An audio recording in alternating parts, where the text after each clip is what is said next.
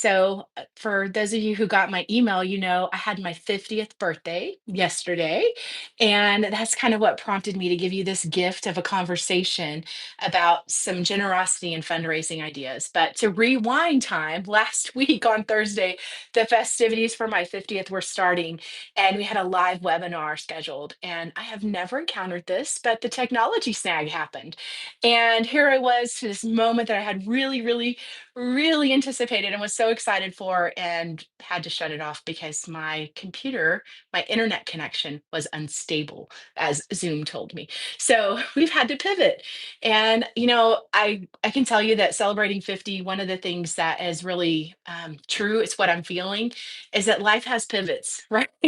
Like nothing really ever goes totally according to the plan. There's always a little surprise waiting for you around the corner. And yet, those surprises sometimes have led to some of the greatest experiences, some of the greatest learning, and some of the greatest rewards that I've really experienced.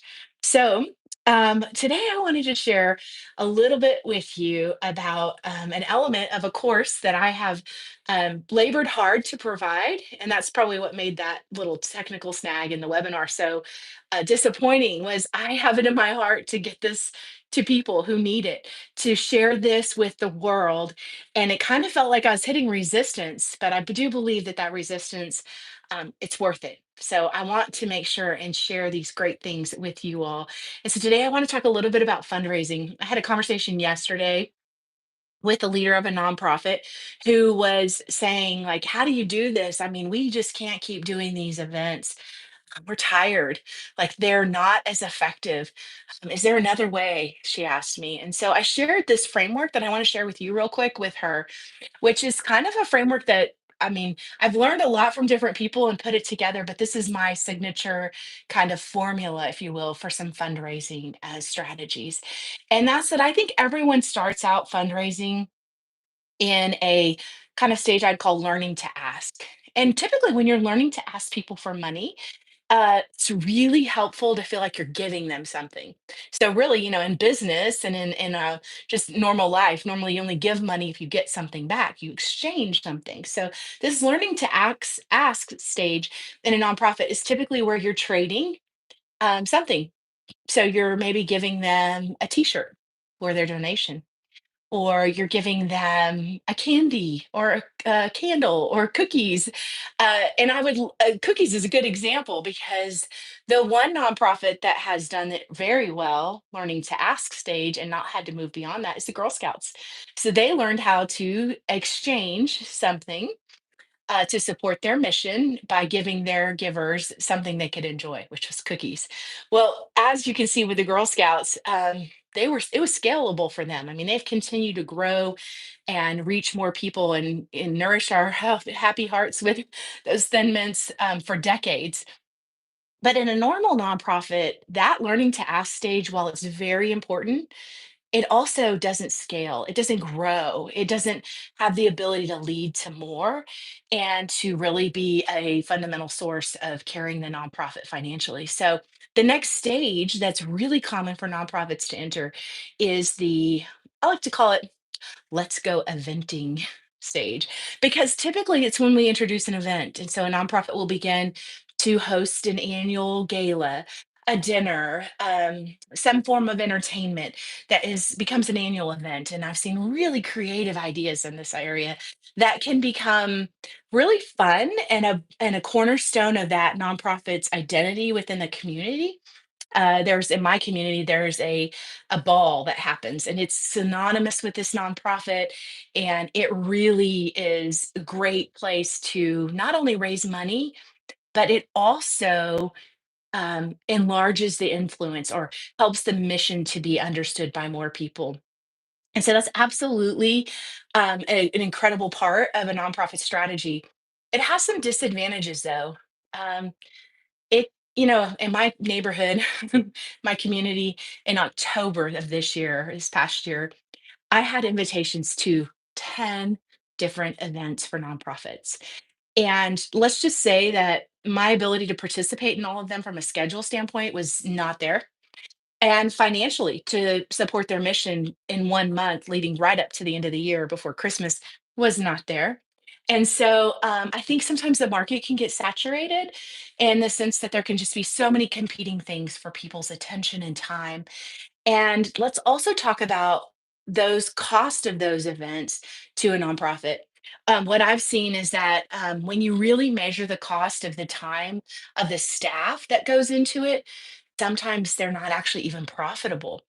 Or maybe they are because you have a whole bunch of volunteers that do the work or whatever. But I've just seen it really be something that it can burn staff out, and it can really it has to be repeated every year. It has to be done again and again and again, and these things are just really things that can tire out a staff and can fatigue your donors and lead to kind of an ending point with fundraising. And that's another conversation I've had recently with a nonprofit leader who said, okay, we've done this event, we've done it every year, we've done it successfully, we're raising the same amount of money we've always raised.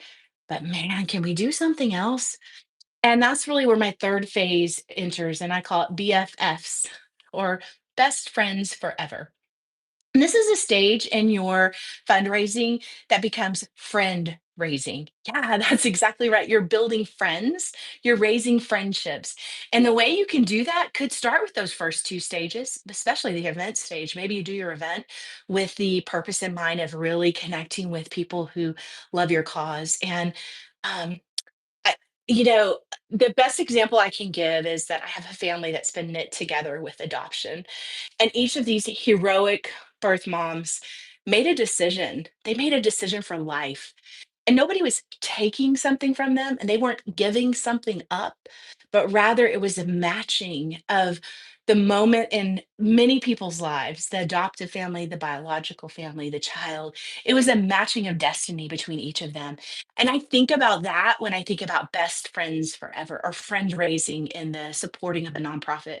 Really about finding people who love your mission and have a reason why they want to see you do more of what you're doing, and it's connecting them to the needs and opportunities in the nonprofit.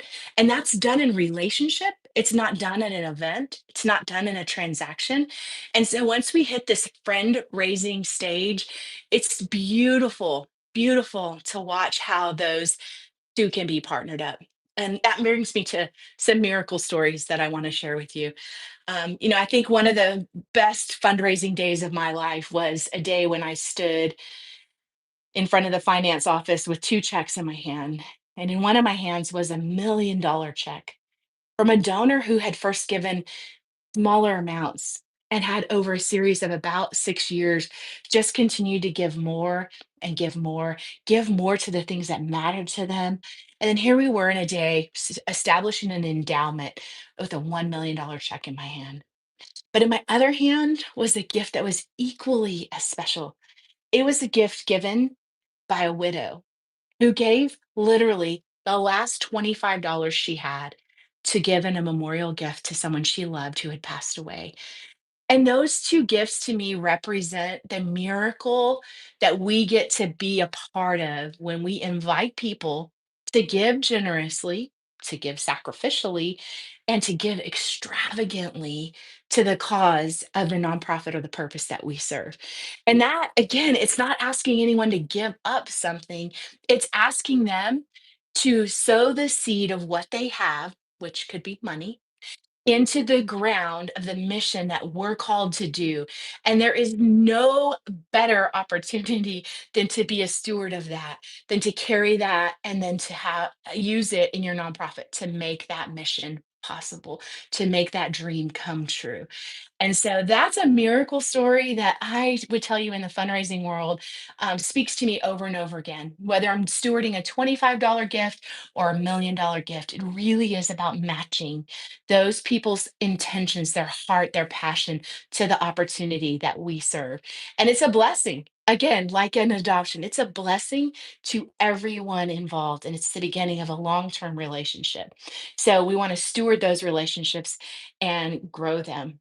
Well, there's a little piece about my just heart and what I've been working hard on creating the Financially Thriving Nonprofit Masterclass. So it's a program that I've built based on my 25 years worth of experience that I have wanted to put together and get into the hands of nonprofit leaders, board members, all kinds of people in positions where they're leading nonprofits. And whether it's that you don't have time to figure it out, or you just need someone to partner with you and staying focused on an intentional path to developing your financial knowledge as a nonprofit, that's why it's here. And so I just want to share with you guys that we are right now taking registrations to join this master class. This is the third time that I run it, and have seen incredible and effective results. And you can find some testimonials on my website.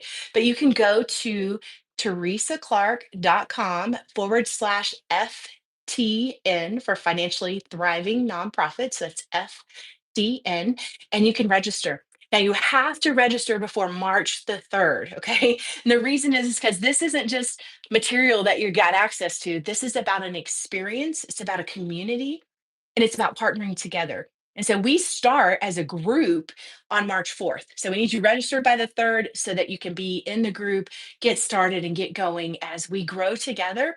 And we create a space to support one another, to apply the truths and the knowledge that we're going to be learning, and encourage each other to do more good in this world. And so I'm super excited to bring that to you. And I look forward to hearing from you all. I'd love to answer your questions. So please pop on and share anything that's maybe on your mind, and we can get back to you with some good answers and directions. But again, like I said, it's just so exciting to put this into your hands. And so I hope everybody jumps on. I absolutely enjoy being with you all, and I look forward to the next time. Bye.